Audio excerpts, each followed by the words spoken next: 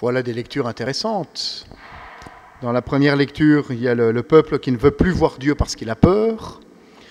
La deuxième lecture, on dit que c'est pas terrible de se marier. Et dans l'Évangile, il y a Jésus qui chasse un démon. Vous voulez qu'on parle de quoi? Eh bien, je vais parler de la deuxième lecture. Frères, j'aimerais vous voir libres de tout souci. Saint Paul, là nous sommes dans le chapitre 7 des Corinthiens, de la première épître aux Corinthiens. Depuis le début de ce chapitre, Saint Paul est en train d'aborder tous les états de vie pour montrer comment on se met au service du Seigneur.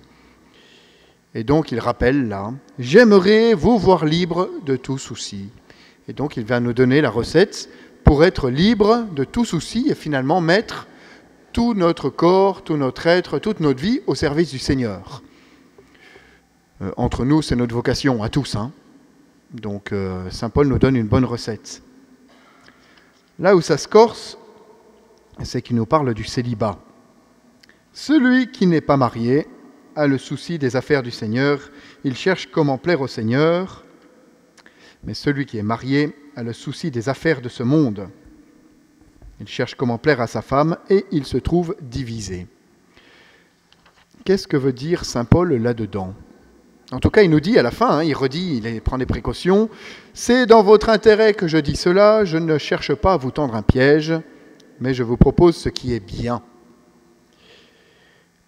Eh bien, on peut parler du célibat.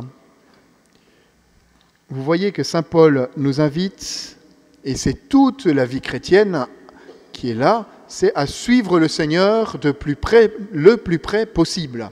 C'est-à-dire à tout mettre en œuvre dans notre vie pour être un ami du Seigneur, pour marcher dans ses pas, pour le connaître, pour l'aimer, pour le servir. Il se trouve que nous avons différents états de vie, et il existe différents états de vie qui ne sont en fait qu'une modalité. Ce n'est le but, ce n'est pas d'être prêtre ou c'est d'être marié. Le but, c'est d'être saint. Le but, c'est d'être un ami de Dieu.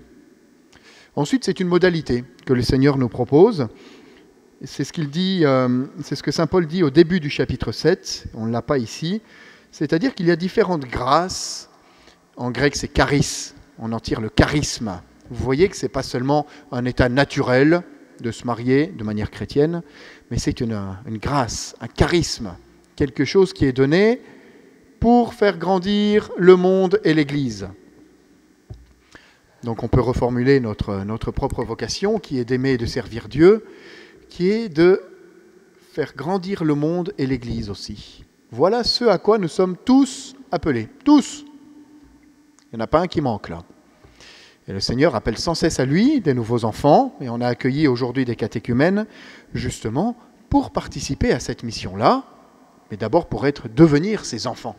Et quelle joie pour nous de les accueillir. Et quelle joie pour eux de se sentir appelés par ce Père aimant. Aimant dans les deux sens, du coup. Alors, cette modalité du mariage ou du célibat, vous voyez qu'à la fois, elle prend en compte toute notre vie, mais elle est dirigée vers le service du monde et de l'Église, et vers notre propre sainteté, finalement. Voilà ce à quoi nous sommes appelés. Alors, Saint Paul, ici, nous montre un peu, nous fait croire, mais ce n'est pas que croire, il nous montre que le célibat a quelque chose de meilleur. Alors ce n'est pas quelque chose de meilleur dans l'ordre de ce qu'on vit, mais presque plus de la facilité. Lorsque je me consacre et je consacre ma vie à Dieu, en principe je m'en rappelle, vous voyez, moi je suis prêtre, je prie mes offices, je prie et je me rappelle que je suis prêtre et que j'ai consacré ma vie à Dieu et que ma mission, eh bien, c'est de vous faire grandir et d'être un saint. Les religieux qui sont dans les monastères, ou les religieuses s'en rappellent aussi. Le problème, c'est quand on se marie. Parce que le mariage a quelque chose de naturel et de bon, mais du coup, on peut un peu oublier le rôle du mariage chrétien, qui est là aussi de grandir en sainteté et de faire grandir le monde et l'Église. Et de faire d'abord grandir son conjoint d'ailleurs. Donc vous voyez là la difficulté que pointe Saint Paul, c'est qu'on peut se trouver divisé. on peut complètement oublier notre mission de chrétien et notre mission de baptisé, qui est la sainteté. Voilà pourquoi saint Paul nous dit « Je ne cherche pas à vous tendre de piège, je vous propose ce qui est bien. » Et la vie de célibat consacrée pour le Seigneur, en fait, est plus simple pour se rapprocher de Dieu. Non pas parce que être marié nous empêche de nous rapprocher, mais parce que le mariage peut nous faire oublier. Vous voyez, c'est un peu fin. Mais la vie en couple et la vie en famille peut nous faire oublier que nous sommes appelés à avancer avec Dieu. Oublier de deux manières. Soit j'oublie complètement et Dieu, il n'a plus de place dans ma vie. Soit je cloisonne. J'ai un temps pour Dieu, un temps pour mon mari ou ma femme, un temps pour mes enfants. Et en fait, vous voyez que c'est complètement cloisonné. Et là encore, je ne réponds pas à ma vocation de chrétien qui est de mettre Dieu au cœur de ma vie et mettre ma vie au service de Dieu. Ça va, vous suivez encore ? Bon, je continue.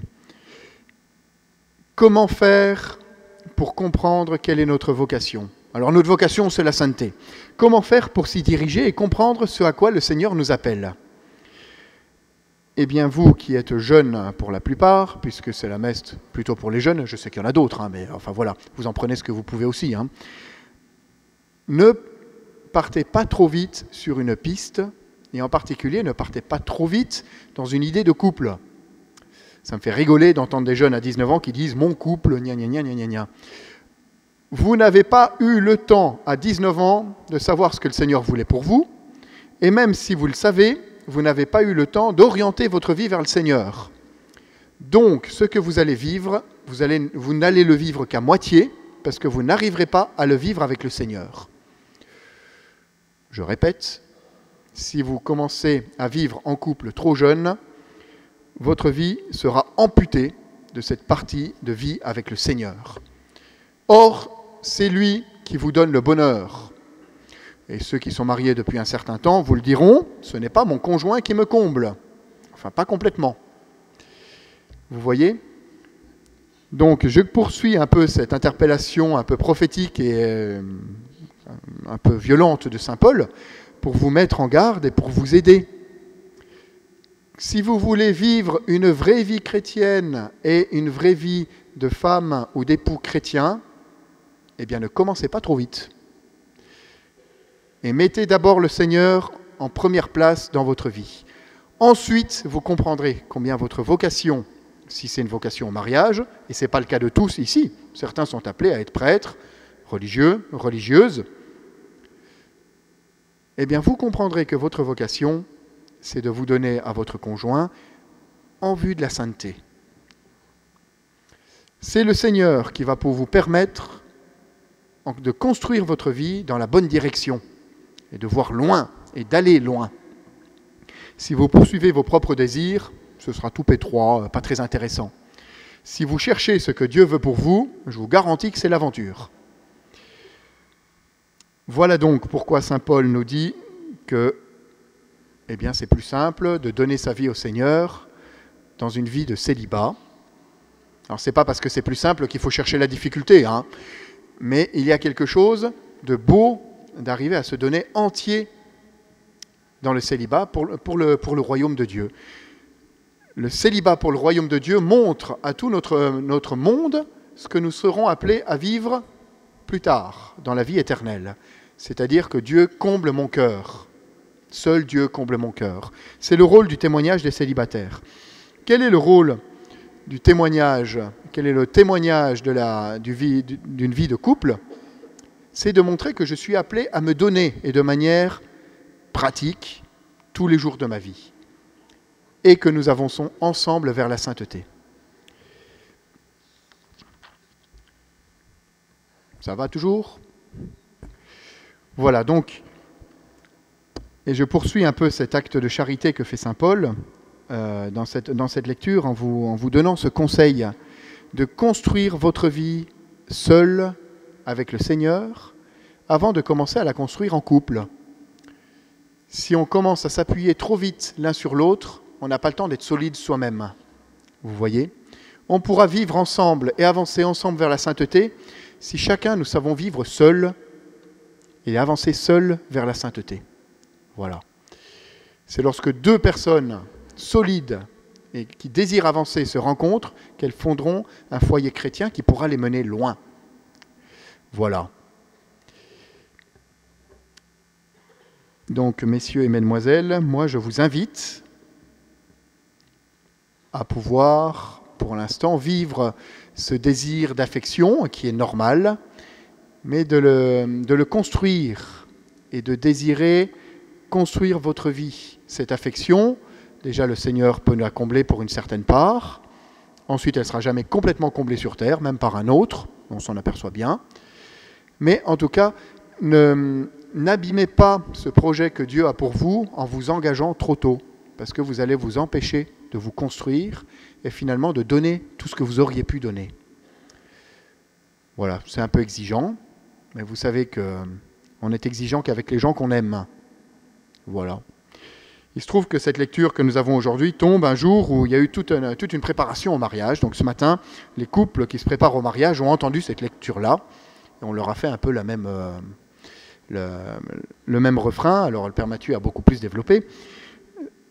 Mais vous voyez, c'est intéressant pour des couples mariés ou pour des gens qui sont appelés à se marier d'entendre ce discours qui est exigeant, mais qui nous rappelle l'essentiel. Nous sommes appelés à la sainteté. Et notre état de vie, et en quelque sorte, nos sentiments, ce que nous éprouvons, sont ordonnés à la sainteté, parce que c'est là que nous trouverons notre bonheur. Eh bien, que le Seigneur nous donne la grâce de pouvoir le suivre avec générosité et avec sagesse, pour que nous puissions lui donner tout ce que nous sommes. Et c'est là où nous trouverons notre vraie joie, et nous nous mettrons au mieux à son service et au service de l'Église. Amen.